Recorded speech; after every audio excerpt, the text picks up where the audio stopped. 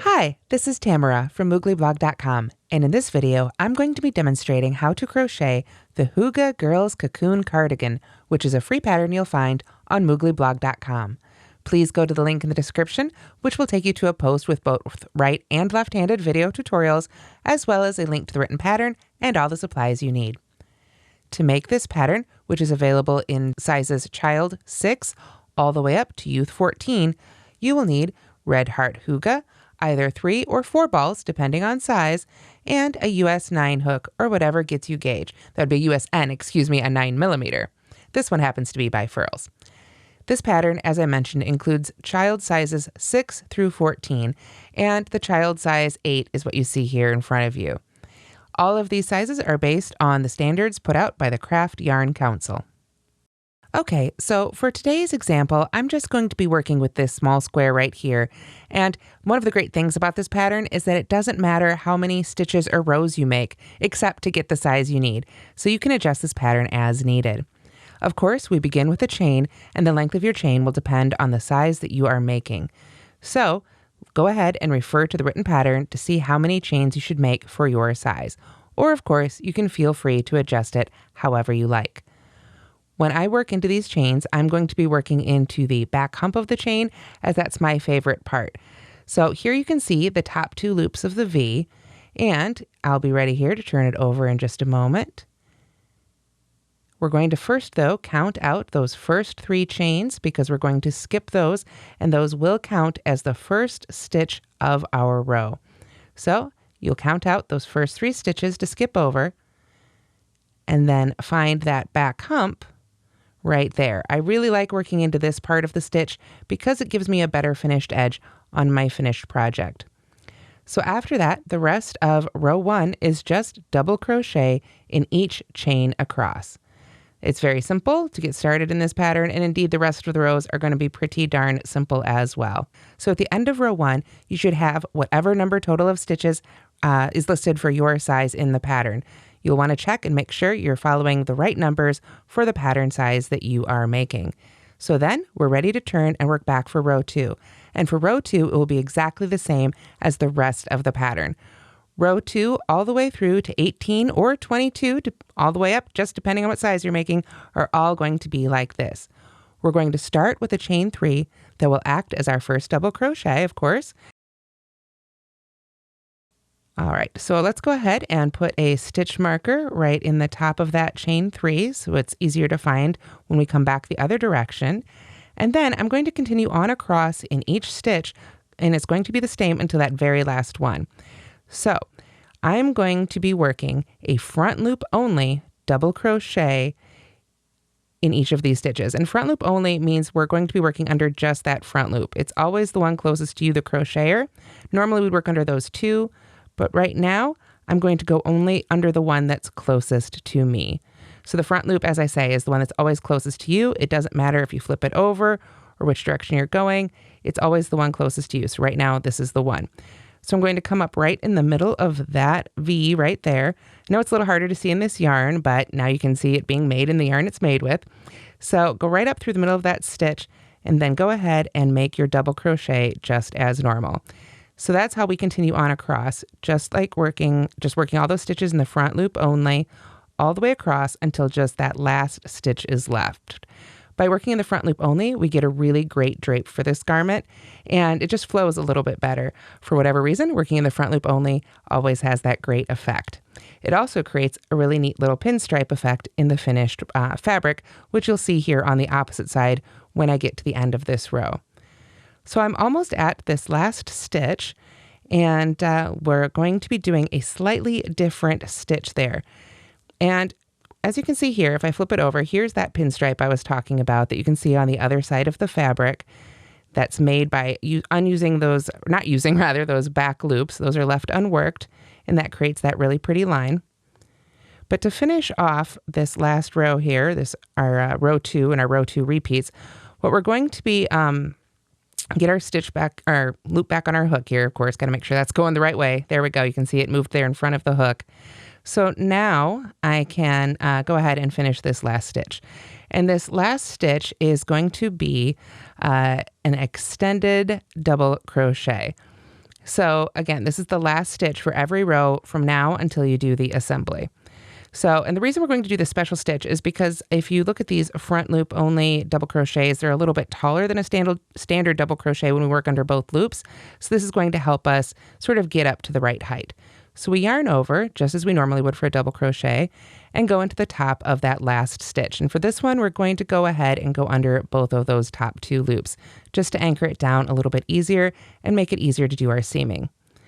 That makes it, like I say, just a little bit sturdier here along the edge. So we go ahead and pull our loop through. And then what we're going to do is we are going to add our little extension. We yarn over and pull through just that first loop, and that's the extended part. Then we yarn over and pull through 2 and pull through 2 again to finish our double crochet just as we normally do. So that extended double crochet, you can see how it's the same height then as those front loop double crochets, and it gives us a really nice even row with a great anchor by working through both of those loops.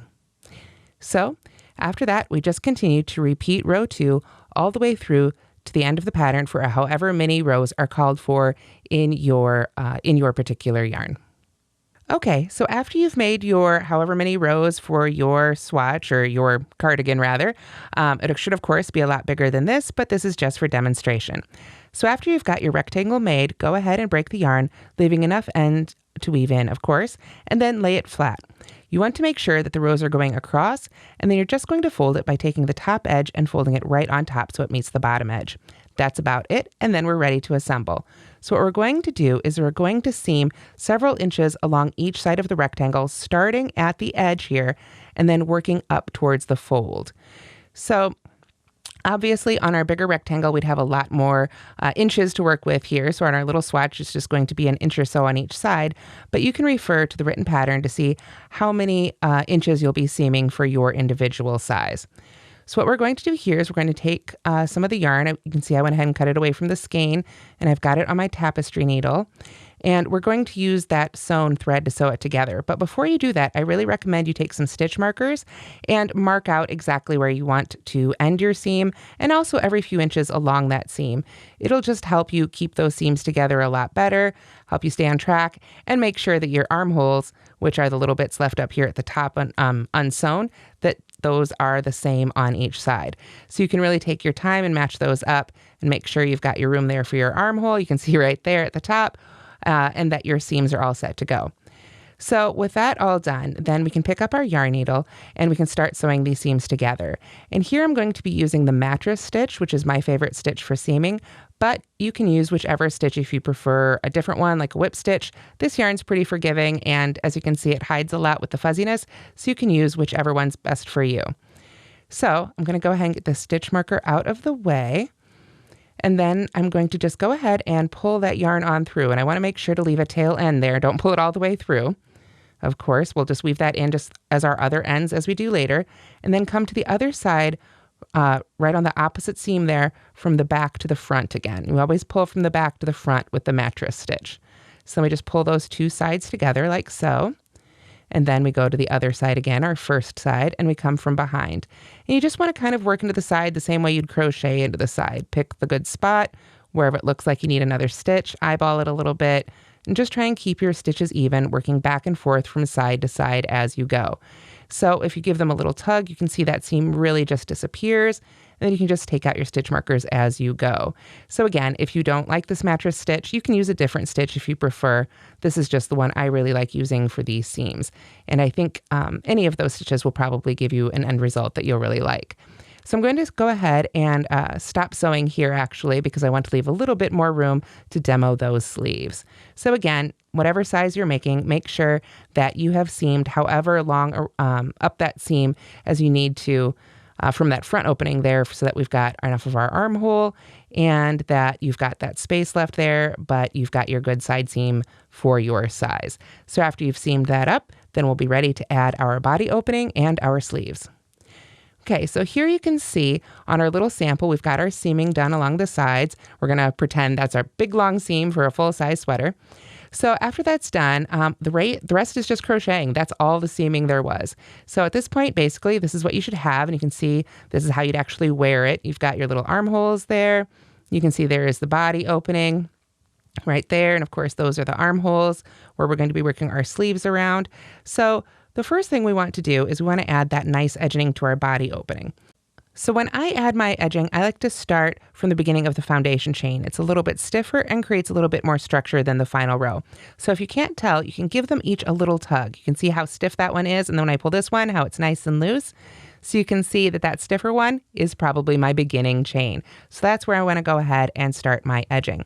So I'm going to start from the right side of the sweater, which I think is an even numbered row, depending on where you finished. But honestly, it's pretty reversible. So wherever you like to do it. So go ahead and pick a stitch approximately in the middle. It doesn't really matter which stitch you join to, but I like to start in the middle so it ends up basically behind your neck. So then we're going to go ahead and insert your hook into any one of those stitches there. So go ahead and go under both loops here, and then we're going to just yarn over with our yarn again and pull up a loop like so. And then this first row of the body opening is super simple because we're working into the foundation chains and that last row we made. We're just making a half double crochet in each stitch around. And we don't even have to work into any edgings or anything because these are our actual stitches. And because you made that first row by working into that back hump, you've still got 2 great loops here to work into for this part of the row. So we're simply going to continue by half double crocheting all the way around for that first row. When you get to that seam, you can just kind of skip right over it, work into the last one and the next one. But if you feel like you need to put an extra stitch there along the seam, it doesn't matter. There's not a specific number of stitches needed for this part of the edging. So you can go ahead and basically put an extra stitch in there or skip it over it, whatever works for you with your personal gauge and how your sweater's turning out and the yarn you're using.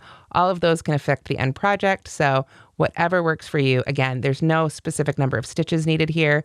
So whatever looks good, then you are all set. So after that, we can begin round 2 of our edging. So get to the end of this one and just join with a slip stitch, and then we'll be ready for round 2 here. So we're ready for round 2. You can see here I've slip stitched at the end to that first half double crochet you made. And then for round 2, and for some of the sizes, more rounds of the edging, we're all going to be doing the same thing. We're going to be working half double crochets in the 3rd loop. So if you look at the front of these stitches here, you'll be able to see this loop. But you may want to check the separate tutorial for this on my blog. So we're actually going to be working to the 3rd loop on the back here. So let's take a closer look here. Basically, when you have to make a half double crochet here, you can see there's a bar from the yarn over right there, that the horizontal bar that's created from the yarn over when we make our half double crochet. So if we flip it over, that bar is also on the back. So it's a little harder to see, but it's right there. And that is the bar that we want to work into when we make our half double crochet in the quote unquote 3rd loop. So we're just going to go right under there. And again, I know this is a little harder to see in this yarn, so I do have a separate tutorial linked for this if you need it.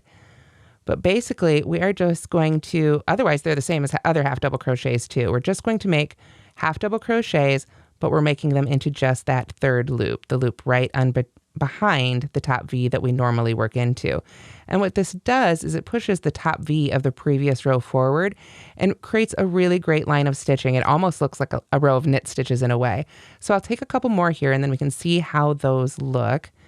So right here, let's get just a couple more. There we go. All right. So now you can see we've got those top V's really pushed forward, and those stitches, by working the 3rd loop, it pushes those forward and it creates that really great look. So we're just going to keep working this all the way around for either one more row or a couple more, depending on the size you're making. Go all the way around, and then we just join with a slip stitch, and of course make some more of those as you need them. So for the last round of the edging, after we made all these, you see how these stick up a little bit here? We're going to finish it off by working single crochets in the 3rd loop. So it's, again, just going to that 3rd loop in the back, but now we're just making single crochets. So that will be the final round of your edging. And you can see here they're a little bit shorter. They don't stick up as much as those half double crochets. So that's what we want for our final round of that body edging. It might be your round 3. It might be your round 5. Again, you'll need to check the written instructions for that.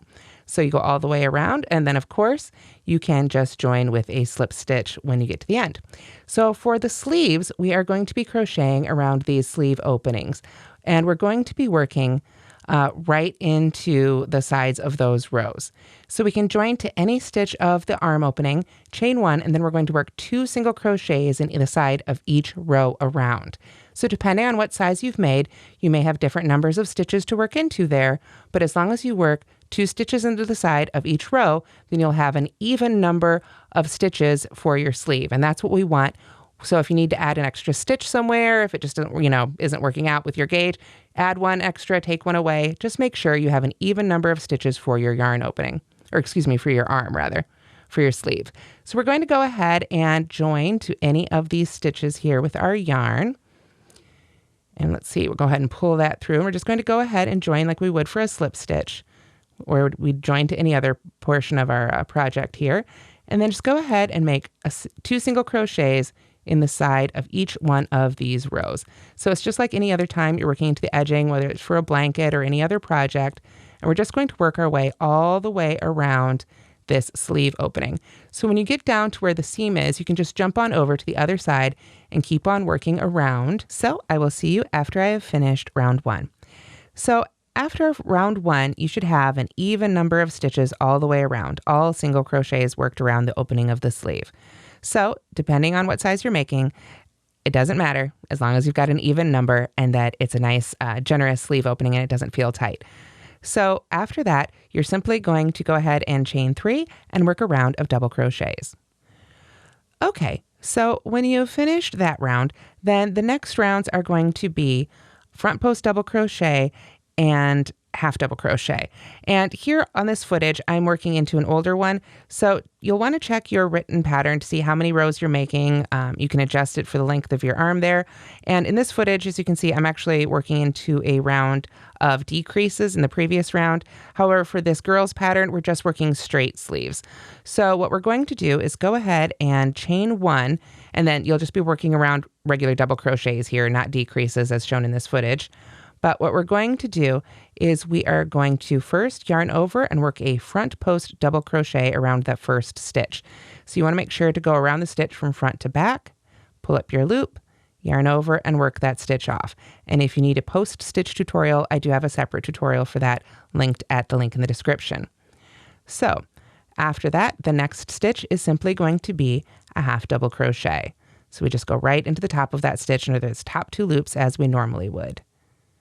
There we go. We need to make sure on our little sleeve here, we go around the next stitch. And with that fuzzy yarn, it helps to take some time and find each stitch. We make our next front post double crochet. And then after that, you just half double crochet again. So depending on the number of, on the size you're making, you'll have a different number of rows like this, anywhere from, I believe, 2 to 14.